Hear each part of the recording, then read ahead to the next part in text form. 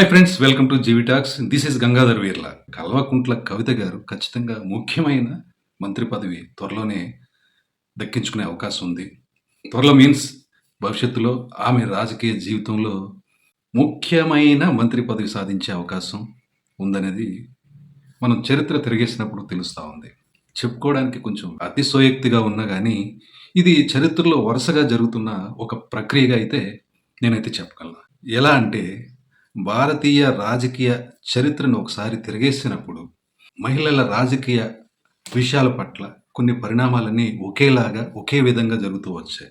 నిండు సభల్లో అంటే అటు పార్లమెంట్ కావచ్చు, శాసన సభల్లో కావచ్చు, శాసన మండలిలో కావచ్చు, నిండు సభలో కన్నీరు పెట్టుకున్న ప్రతి మహిళ తర్వాతి కాలంలో గొప్పగా ఒక రాజకీయ నేతగా గొప్పగా ఎదిగిన వైనాలు మనకు చాలా ఉన్నాయి. గొప్పగా మీన్స్ ఒక సాదా సీదాగా ఒక సాధారణ మహిళా రాజకీయ నేతగా ఉన్నటువంటి వ్యక్తులు చట్టసభలో కన్నీరు పెట్టుకున్న తర్వాత, కన్నీరు పెట్టుకుని మన భాషలో చెప్పాలంటే వలవల ఏడ్చిన తర్వాత, శపథాలు చేసిన తర్వాత భవిష్యత్ కాలంలో వారంతా కూడా మంత్రి స్థాయిలో ఒక చక్రం తిప్పిన వైనాలు మనం చూస్తా ఉంటాం. ఉదాహరణకు జయలలిత గారు.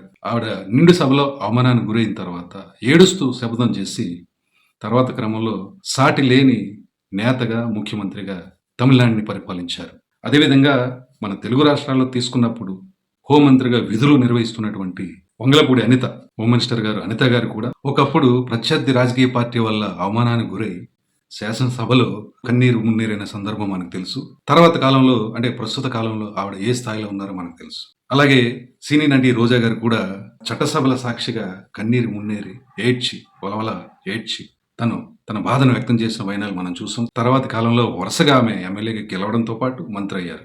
అటు కేంద్రంలో చూసుకున్నప్పుడు నటి స్మృతి ఇరానీ కూడా పార్లమెంటు సాక్షిగా అనేక అవమానాలు పడ్డారు. అనేక సార్లు కన్నీరు మున్నీరు అవ్వడం జరిగింది. తర్వాత ఆవిడ ఏ స్థాయిలో ఎదిగారు, ఏ స్థాయిలో గౌరవాన్ని పొందారు మనకు తెలుసు. ఇలాంటివన్నీ మనం చరిత్రలో మహిళా నేతల యొక్క కన్నీరు పెట్టిన వైనాలని మనం బేరీజు వేసుకున్నప్పుడు అది కాకతాళీయమో లేదంటే జనరల్‌గా జరుగుతున్న అంశమో తెలీదు గానీ, కన్నీరు పెట్టిన ప్రతి మహిళా నేత తర్వాత కాలంలో ఒక పై స్థాయికి ఎదిగిన వాళ్ళే. ఇప్పుడు కేసీఆర్ కుమార్తె కల్వకుంట్ల కవిత గారు కూడా తాజాగా చట్టసభల్లో కన్నీరు పెట్టిన సందర్భం మనం చూసాం. ఏమో ఆవిడ త్వరలో ఒక పార్టీ కూడా పెట్టే ఆలోచనలో ఉన్నారు. ఆ విషయాన్ని ఆమె స్పష్టం చేశారు.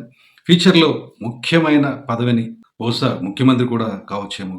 ఏది ఏమైనా ఇది మహిళా నేతల కన్నీరు పర్యంతం వెనుకున్నటువంటి ఆసక్తికర కథనం.